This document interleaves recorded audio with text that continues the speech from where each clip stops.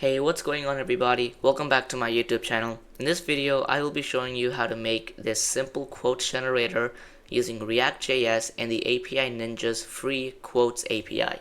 So this is the demonstration. It's going to say click on the button below to get a quote, and when we click on the button, it's going to fetch the API and grab a random quote along with the associated author for the quote. So as you can see, it works, and today we will be learning how to make this. So now what you want to do is go on over to api-ninjas.com or just click the one in the description and make an account or log in. Since I already have an account, I'm going to log in, and then you should be redirected to your account page, and go ahead and click show API key and copy this key and actually save it over to a notepad somewhere, just so that we will be needing this later. And what you want to also do is go on over to API up here and scroll down to entertainment and click on quotes. By the way guys, these are all of the APIs that API Ninja provides. These are really fun to work with. I've actually built a bunch of projects with these. But anyways, what you want to do is you want to come on over to category, and the default one is happiness, which I will actually just be using for the sake of this tutorial. But these are all the other ones that you can use, and they all work the same. So now that you have these, what you want to do is go on over to Node.js. So now once you're in Node.js, just go ahead and install it if you haven't already, because we will be using Node.js to install all of our React and Vite packages. Okay, so what I've done is opened up an empty folder inside of Visual Studio Code, and now we can go ahead and actually install all of the necessary packages and like React and everything that we need. So go ahead and open up the terminal by just doing Control-Shift backtick. But if you're on Mac, do Command-Shift backtick, and in the terminal, let's type npm create v at latest. And what this does is set up Vite for our project for React. And for the project name, I'm just going to call this client, but just call it whatever you want. Select React and JavaScript. Now go ahead and copy these commands into your terminal. Now this should take a little bit, so I will come back when it has finished. When it has finished configuring everything, it's going to actually start a server for us, so we can go on over to this URL right here. And when we're here, it's going to give us this basic Vite plus React simple counter app. We can do stuff with it, but we will not be worrying about this. So go ahead and close your terminal, open up the client folder that we created for us, go to source, and go ahead delete app.css since we won't be needing it. Go to app.jsx and just delete everything. So yeah, just go ahead and delete everything. And what you want to do instead is rfce. By the way, if this rfce code snippet shortcut does not work, go to your extensions and download the React ES7 plus React Redux and React Native extension. So just yeah, so what you want to do now is go ahead, delete this, and in here create a div, and in the div just put let's just do hello world. Okay, yeah, that's nice. Let's actually put these there, and now let's make a button which the user can click, which is going to retrieve the API. So under the div, let's make a button tag, and in here let's put get quote. And the reason we have an error is because we need some fragments, since we can't have like multiple of the like elements in one. So make a fragment and just put all of this inside of the fragment, and if we save it, there we go. So it'll say hello world and then get quote. Now let's actually start programming the actual function of the app, right? So under the app and above return, let's make a state variable. So a state variable is like a variable which we can change as many times as we like. So we can, and so to make one, do const and then brackets, and in the brackets let's put quote data, comma, set quote data, and let's make this equal to use state and null. Also, make sure to import use state from React. So just under the import React from React, do import curly brackets use state from React. And doing this should give us no errors. There you go. Now let's make it so that when the user clicks this button, we get a random quote. So under the state variables, let's make it asynchronous function. So let's do const get quote is equal to async, and then like function. And in here, let's make a response. So let's do const response is equal to await fetch, and then in the quotation marks, get the URL that we got from API Ninja. Put that in there, and let me minimize this a little bit. And after the quotation marks, put a comma, and then curly brackets, and click enter.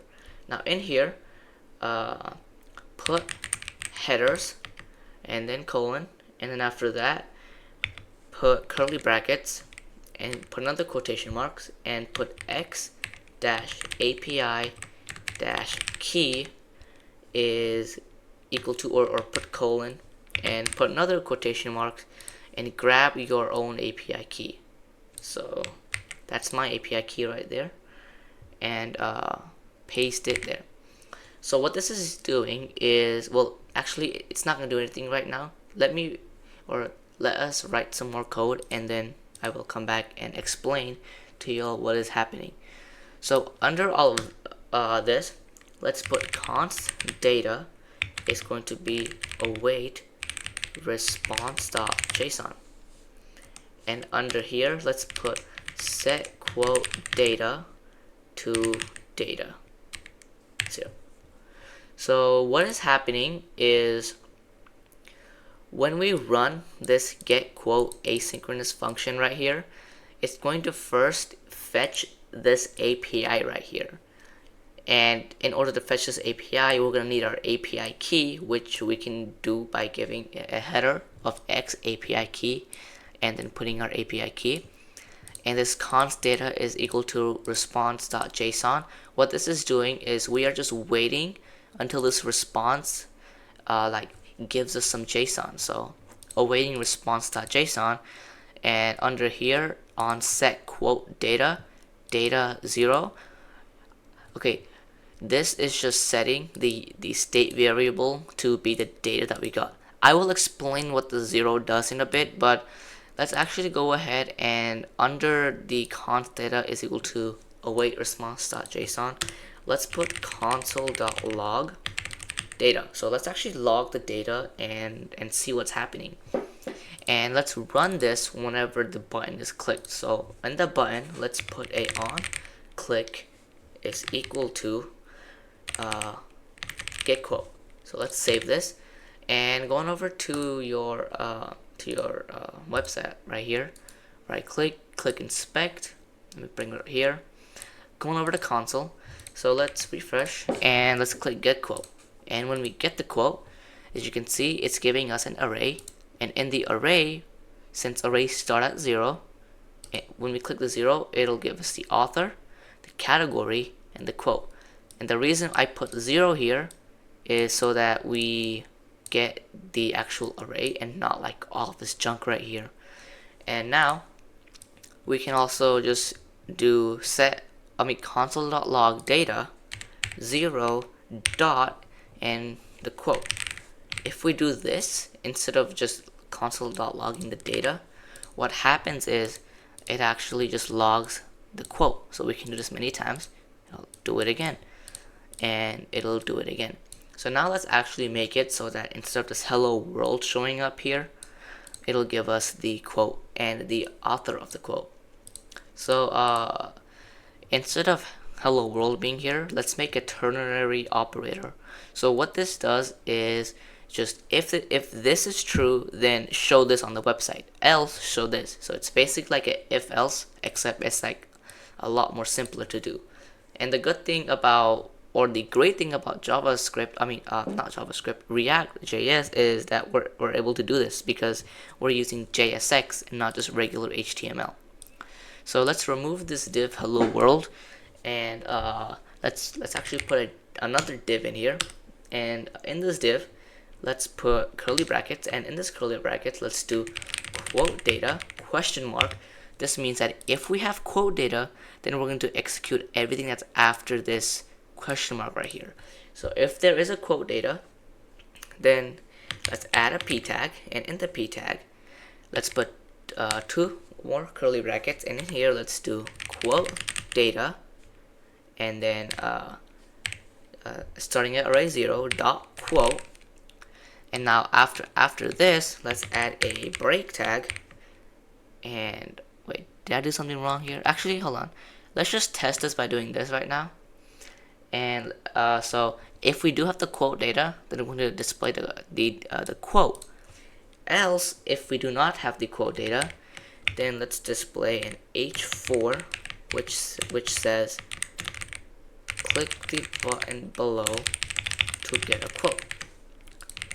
So, and looks like we have an error. Hold on, I'm going to figure out what the error is, and I'll get back with you guys. 1 second.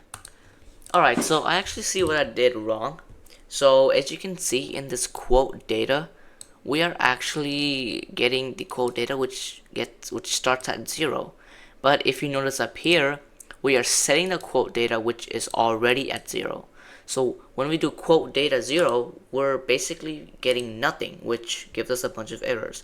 So to fix this, go ahead and delete the 0 and just keep this as quote data dot quote.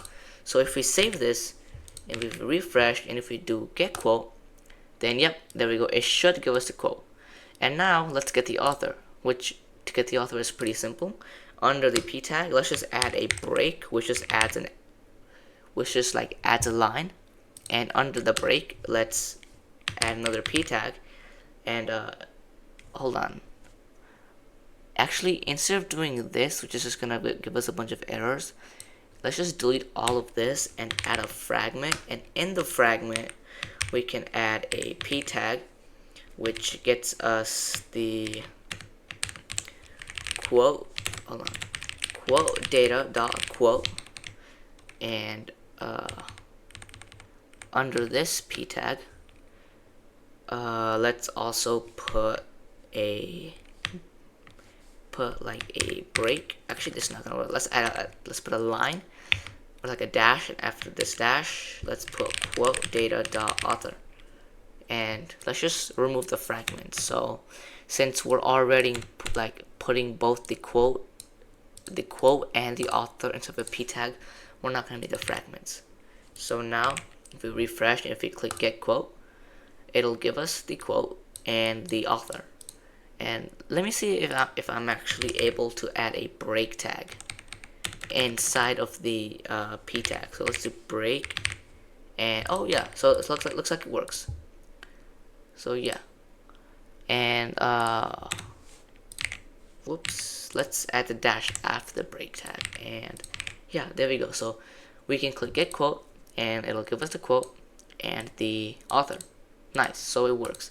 So just to recap on what we've done, every time we click the get quote button, it is running this asynchronous function right here, which first gets the response of the API, and then we are getting the data which gets the response of the API in a JSON format.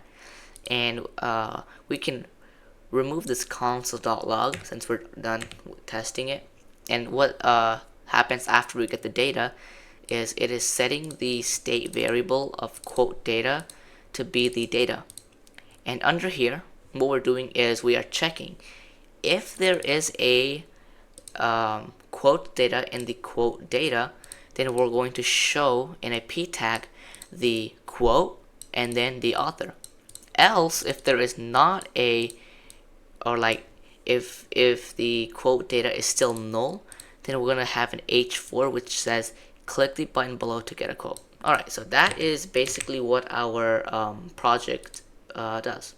So yeah, if you enjoyed this video, go ahead and leave a like and subscribe and put a comment on what I should make next. By the way, all of the code and the websites that I've used for this video can be found in the description. I will see you in the next one. Bye bye.